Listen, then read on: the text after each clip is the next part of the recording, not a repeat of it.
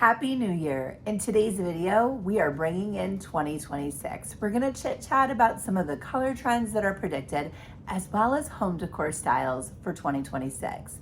But for me personally, I'm most excited to be sharing some of my goals that I have for Waste Not Upcycled, as well as a personal thrifting challenge that I've given to myself to really elevate how much I love thrifting. So let's talk about some of those color trends that are predicted for 2026. Pantone has revealed its color of the year for 2026 and called it Cloud Dancer. And let's just say it has surprised a lot of people. Some people think it's calm, simple, and many others feel very disappointed. The good news is this: although Pantone is known for choosing the color of the year and is most widely recognized for it, it's not the only company. There's well over a dozen that announced their own color trends for the year. And I'm in favor of Etsy's Patina Blue, and then they even chose a texture of the year, washed linen. For today's thrift flip projects, I was inspired by warm eucalyptus. Now, I don't have anything that's near that color, and I'm going to go ahead and mix a bunch of fusion and DIY paints together. I am not going to match that perfectly, but I just want a greenish tone that's comforting. Now, as the base, I started with French Eggshell by Fusion, and that's a pale blue with a hint of grayish green. And I just continued to add all different green tones until I got the color I was comfortable with. This is something I like to do instead of buying new colors, is creating my own. I have to say, if I was a paint company like DIY or Fusion Paint, I think I'd have my own color of the year. I mean, there are plenty of DIYers who would be all over that. Now, I am mixing a lot of paint because I'm going to be using all of this paint on all of the project pieces that I have chosen today. One thing I did notice is that all of those paint colors have earthy color palettes. So they're warm, rich shades inspired by nature. All of them, except I did notice that IKEA had a perfect name. It looked like a bubblegum pink called Rebel Pink. I was also excited to read that natural materials are going to make a strong return to home decor. So we're talking dark toned woods, reclaimed pieces, patina, stones, and metals. Color drenching will be a dominant decorating trend in 2026, and that's why I'm taking all of these thrifted items. We are actually going to color drench together. So color drenching is simply when you paint your wall, the trim, the ceiling, and you even have furniture that's in the same single color. So instead of color drenching a home, I'm actually going to color drench a vignette. So I'm going to take all of these thrifted pieces and pull in this earthy green color. Now, along with color drenching with one single color, there's also some new variations that are going to be introduced this year. One of them is called color capping, and that means that it's just going to have all different shades of the same color. Now, I'm going to be doing the classic single drenching when it comes to my vignettes, but if I wanted to do a color capping, I would have all different shades of the green. Let's quickly talk about what I'm doing for this project. So I painted it the green color, and then I had thrifted all of these plants, and I'm simply just going to add them so they pop a little bit. You'll notice in my vignettes, I'm going to have the same color throughout the whole thing, but each piece kind of has like a pop to it. Along with that color drenching is something called pattern drenching that's supposed to be popular in 2026. I'm excited about this one. This is when the trend has the same pattern, and it's usually like a floral or a botanical pattern, and that same pattern continues on the wallpaper or the upholstery or the curtains, so it just drenches that same pattern. I think I'd like to try that in a vignette as well. To the next project, and you know I'm painting this one the same color I had created. So this box I had actually just got at an amazing estate sale. It was the last day and it was a holiday special, buy one for $1, get something for free. And unfortunately we did not get in there right away. People were literally walking out with giant stained glass displays and like the whole place was packed. But I did get some good items. So this was basically 50 cents. I'm so excited because I'm actually going to be trying out a brand new product called Woodcast by Amy Howard Home. It just came out. I ordered it a couple days ago and it arrived in the mail so super quick. But basically it is a wood pulp that you can sculpt, press, carve, and cast. And you can go ahead and use like as you can see here, I'm using the IOD molds.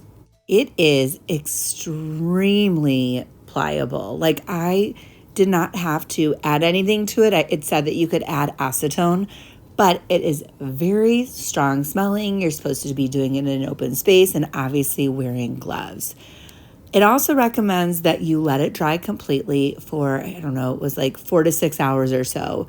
I did not let it dry as long as I should have. I was impatient, but it wasn't a big deal. So I let it sit on the side while I'm doing my other projects. When I felt like it was pretty dry, I'm going to go ahead and I'm going to seal it down with Titebond. What I loved about this was it did not crack at all. It captured all those fine lines, and then it says that if you want to remold something, you could put it into the microwave for a short amount of time, and then once again, will become bendable. So I'm really excited about the potential for this. This is just a quick mini project for testing it. I definitely need to get my hand on some amazing molds because I really want to use this with furniture. And the neat thing about this, because it's wood, it also, you can carve it, you can sand it, and as you see here, you can paint it just like you would with wood.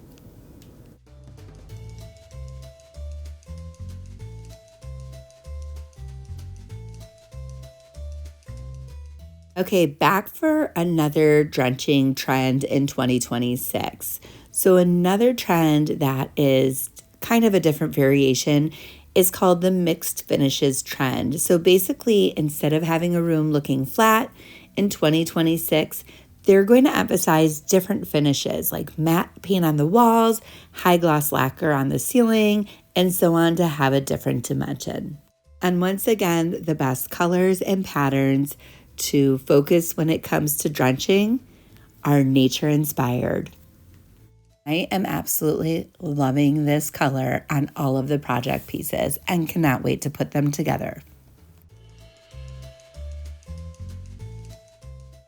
Another decor trend that I'm excited about for 2026 includes layering different textures.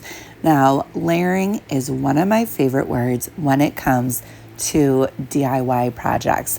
So I'm actually really excited about this one, as well as layering different pieces. One place I really think it would be fun to pull in those different textures would definitely be a gallery wall. I think I have a video in my future. I mean, how fun. You could have a burlap background, you could do like metal background, different, paints, textures, and so on. But that's a really great place to pull in those different textures. Something to think about. When you're out thrifting, or maybe you even have old signs in your home, I want you to kind of go past what's on it and pay attention to the bones of that sign. I loved that this one was 3-dimensional. It already had pre-drilled holes. And when I put on the IOD transfer, it wasn't a flat transfer. It curved over those sides. So I really liked that. I really chose this color because I felt like it was transitional. It could carry out through the rest of winter and then well into spring as well. Speaking of transitioning, I would love to talk about the transition of Waste Not Upcycled from 25 to 26. First of all, a huge shout out goes to all of you for making 2025 a wonderful year of growth for Waste Not Upcycled. I've appreciated all of your comments, your likes, your shares, and so on both my YouTube channel and all of my social medias. It's so great to have wonderful people following along with my journey. I'm so excited to say that along this year, I quintupled how many followers I have for YouTube. And boy, have I learned so much along the way. In the very, very beginning, I don't think half the time I was showing what I was doing on the screen, and the background noise was unbelievable.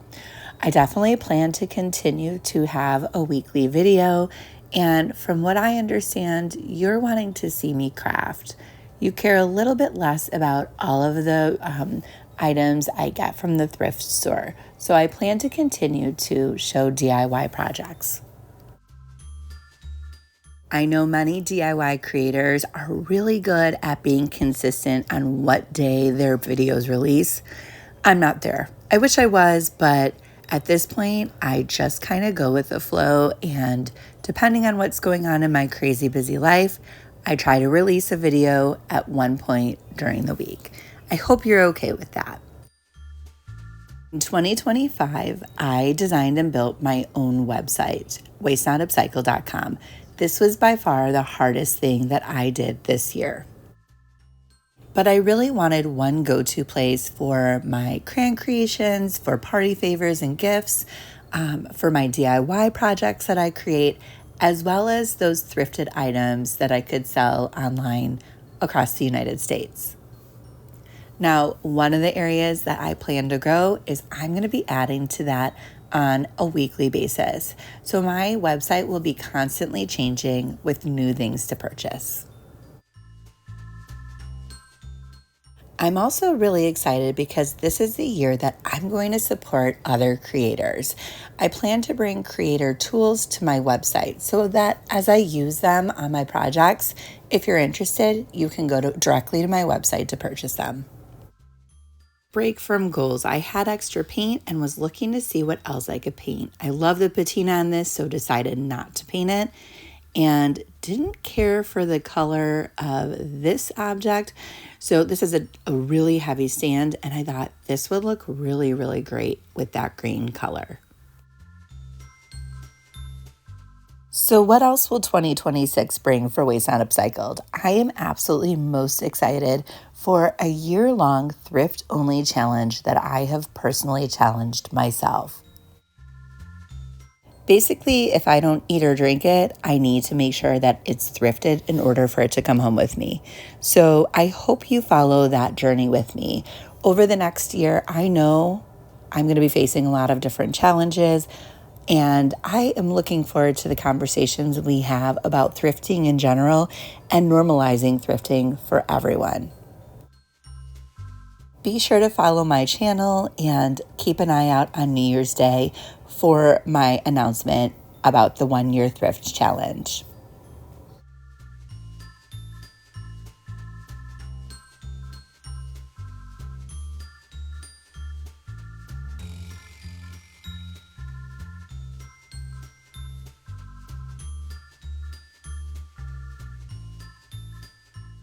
So here it is, the final reveal of the color-drenched vignette. I'm excited for 2026. I hope everyone has an amazing Happy New Year, and I look forward to sharing 2026 with you. Definitely leave a comment down below, whether it's about the 2026 trends coming in, goals I've set for 2026 for Waste Not Upcycled, or comments on the projects I created. Thanks again for following along.